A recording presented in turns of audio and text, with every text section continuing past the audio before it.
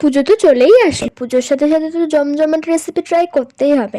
তাই আজকে বানাবো লোটে মাছের পাতুরি। কি ইউনিক লাগলো তো, পুজো বলে কথা, ইউনিক জিনিস তো ট্রাই করতেই হবে। পেঁয়াজ, রসুন, শুকনো লঙ্কা আর লাগবে টমেটো। রসুন এবং শুকনো লঙ্কাকে আমরা পেস্ট করে নেব এবং গরম জলে কিছুটা সর্ষে ভিজিয়ে নেব। তারপর সব ইনগ্রিডিয়েন্টস মাছের সাথে মেশাবো ভালো করে। এই রান্নার মেন সর্ষের তেল দিয়ে দিলাম অনেকটা পরিমাণে। যারা এরকম পাতুরি খেতে ভালোবাসে তাদের ডেফিনেটলি ভালো লাগবে। মিনিট রেস্টে রেখে আবার সর্ষের তেল দেবো। তারপর গ্যাসের ফ্লেমটাকে অন করে কলা পাতাগুলোকে ভালো করে সেঁকে নেবো দুই দিকেই।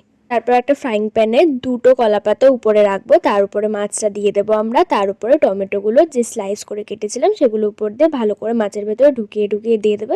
তার সাথে লঙ্কাও দিয়ে দেবো। তার উপরে আবারও দুটো কলা পাতা দিয়ে ঢেকে দেবো। ঢাকনা বন্ধ করে আধ ঘন্টা রেখে এসে দেখ জল শুকিয়েছে নাকি, কারণ এই মাছে প্রচুর জল বেরোয়। তারপরে জল শুকিয়ে গেলে সেটা একটা প্লেটের সাহায্যে উল্টে আবারও আমরা আধ ঘন্টার জন্য রেখে দেবো। তারপরে আমাদের গরম গরম মাছের পাতুরি তৈরি। সাবস্ক্রাইব।